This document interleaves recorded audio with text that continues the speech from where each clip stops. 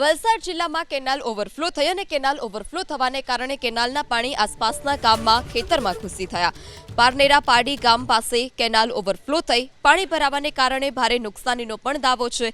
જાણ બહાર વિભાગે પાણી છોડ્યાનો પણ આરોપ। નુકસાની બદલ સરકાર વળતર ચૂકવે તેવી માંગ।